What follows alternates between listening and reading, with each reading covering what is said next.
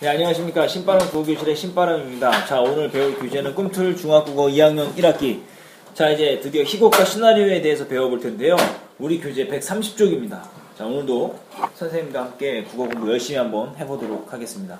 자, 희곡과 시나리오 그 중에서도 먼저 희곡에 대해서 배워보도록 하겠습니다. 희곡의 뜻은 무엇인가 한번 살펴보도록 할게요. 같이 읽어보죠. 자, 희곡의 뜻은 무엇이냐? 무대 공연을 전제로 한 연극의 대본이다.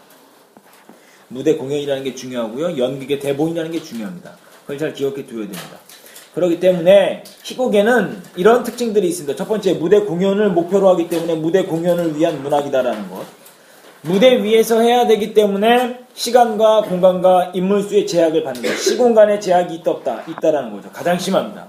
희곡, 시나리오, 소설 중에서 시공간의 제약이 가장 심한 게 뭐냐라고 물으신다면 여러분들은 당연히 희곡이다라고 대답을 해야 합니다.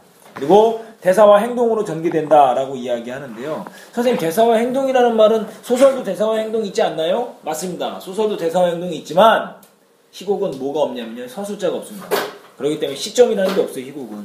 그래서 오로지 전개가, 소설은 소설 속에서 서술자가 독자에게 해설을 해주거나 힌트를 주는 이야기가 있지만 희곡은 그런 것이 없이 오로지 등장인물의 대사와 행동으로만 사건이 전개된다라는 거 기억해 두시고요. 그리고 여기서도 소설과 마찬가지로 갈등과 대립이 있다라는 것 기억해 두시길 바랍니다.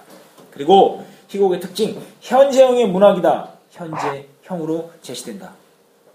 현재형으로 제시하여 사건이 직접 눈앞에서 일어나는 듯한 효과를 준다라는 거 기억해 두시고요. 자, 세 번째, 희곡의 구성 단위로 들어가도록 하겠습니다. 희곡의 구성 단위는 막과 장입니다. 무대 막이 올랐다가 다시 내릴 때까지의 단위고요. 장은 막의 하위 단위로 무대 장면이 변하지 않고 이루어지는 사건의 한 토막. 그래서 무대 막이 닫혔다가 열린다 그러면 막이 바뀌는 겁니다. 알았죠? 1막, 1장 뭐 이런 식으로 되는 겁니다. 자, 희곡의 구성 요소를 살펴보도록 하겠습니다. 희곡의 구성 요소는 크게 두 가지로 나뉩니다. 형식적 요소와 내용적인 요소로 나뉘는데요. 형식적인 요소는 크게 다시 세 가지로 나뉘는데요. 해설, 대사, 지시문으로 나뉩니다. 대사는 대화, 인물들끼리 주고받는 말, 독백은 혼잣말, 방백은 다른 인물들에게는 들리지 않고 관객에게만 들리는 것이다. 자, 지시문은 무대 지시문과 동작 지시문이 있다는 거 기억해 두시고요. 내용적인 요소로 나눴을 때는 인물, 사건, 배경 세 가지로 나뉜다는 거 잘 기억해 두셔야 되겠죠. 희곡도 마찬가지입니다. 소설 분석하듯이 인물과 배경을 파악한 후에 그 다음에 갈등 요소인 사건을 파악하면 주제가 쉽게 나타난다는 거 기억해 두시길 바랍니다.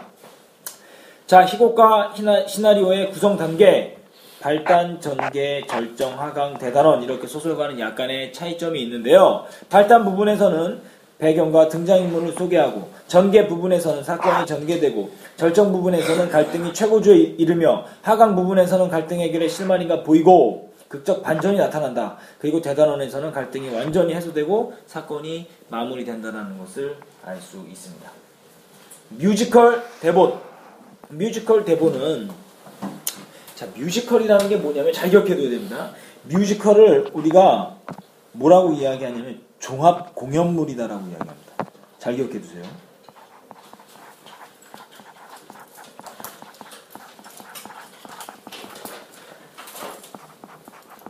왜 종합 공연물이냐? 음악이 나옵니다. 춤도 나옵니다.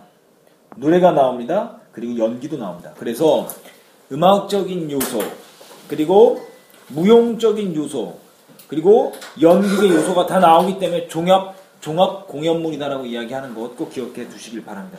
그래서 특징 중에 종합성 나오죠? 연극적인 요소와 음악적인 요소와 무용적인 요소까지 나온다. 음악적인 요소는 말 그대로 음악이 나오고요. 무용적인 요소에서는 춤이 나온다. 노래가 나오고. 연극적인 요소는 당연히 연기가 나오겠죠? 인물들 간의 대화와 행동이 나오겠죠? 이렇게 두시기 바랍니다. 자, 다음 쪽 넘어가도록 하겠습니다. 시나리오에 대해서 좀 더 배워보도록 할게요. 시나리오에서 중요한 것은 무엇이냐? 131쪽으로 넘어가도록 하겠습니다.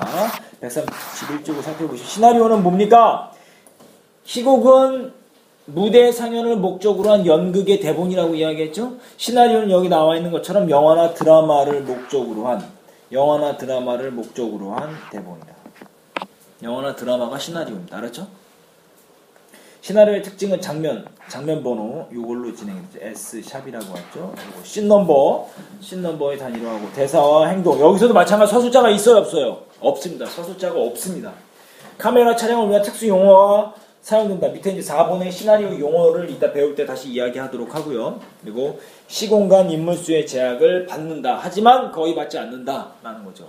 이걸 생각하면 돼요. 연극에서 미국을 가는 것을 표현하고자 할 때 연극에서 한계가 있죠? 그 뒤에 있는 걸개 그림을 바꾸는 거예요. 하지만 이 시나리오는 직접 미국 갈 수 있으니까 없습니까? 있죠. 미국 가서 찍으면 돼요. 편집하면 돼요. 소설은요. 머릿속으로 상상하면 가능하죠. 그래서 시공간의 제약은 소설은 없다. 시나리오는 거의 없다. 희곡은 가장 심하다. 잘 기억해 두시기 바랍니다. 시나리오의 구성 요소, 해설, 대사, 지시문, 그리고 이건 연극이랑 똑같죠? 근데 여기에 플러스로 장면 번호가 있다라는 거, 장면 번호가 있다라는 거. 시나리오 용어는 꼭 알아두시길 바랍니다. 씬 넘버부터 하죠. 장면 번호고요. 정말 중요하죠? 나레이션. 화면 밖에서 들려오는 대사로 주로 인물의 내적 독백, 주로 주인공이죠. 주인공의 내적 독백, 주인공의 속마음을 알게 해주고 사건 전개를 하는데 이해하는 데 있어서 중요한 실마리가 됩니다.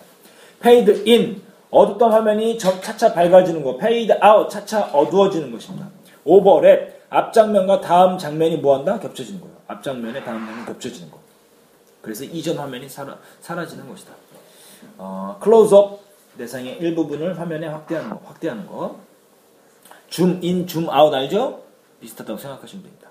이펙트 효과음입니다. 몽타주, 여러 곳에서 촬영한 것을 따로따로 촬영한 것을 떼어 붙여서 편집하는 거죠. 그래서 사건을 어떻게 하기 위해서 요약적으로 제시할 때.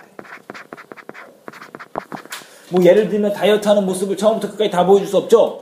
막 운동하는 모습 촬영하고 밥을 조금만 먹는 모습 촬영하고 물만 마시는 모습 촬영하고 막 이런 것도 따로따로 촬영한 것들을 막 짧은 시간에 붙여서 쫙쫙 보여주는 거예요. 알았죠? 그래서 여러분들 미녀는 괴로워라는 영화 몇 년 전에 되게 유행했었죠? 그 영화 보면 살 빼고 이렇게 막 재활하는 부분에서 성형수술 하잖아요. 재활하는 부분을 몽타주 기법으로 촬영했다는 걸 알 수 있습니다.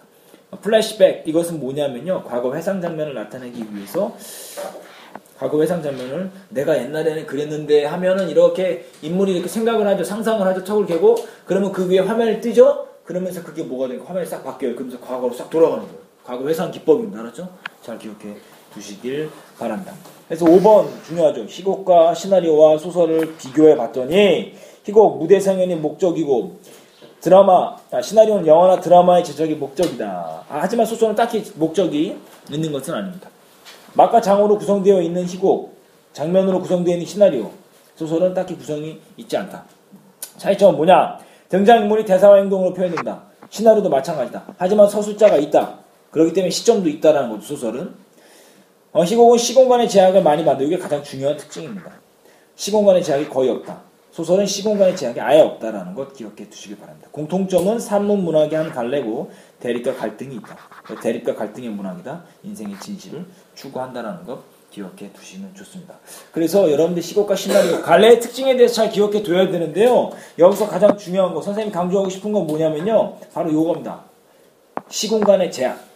이 시공간의 제약이 가장 중요합니다. 요거 좀 잘 기억해 두시고요. 꼭 외워두셨으면 좋겠고, 공통점, 대립과 갈등의 문학이라는 거 꼭 기억해 두시길 바랍니다. 그래서 130쪽과 131쪽에 있는 문제 풀어 오시는 게 숙제고요.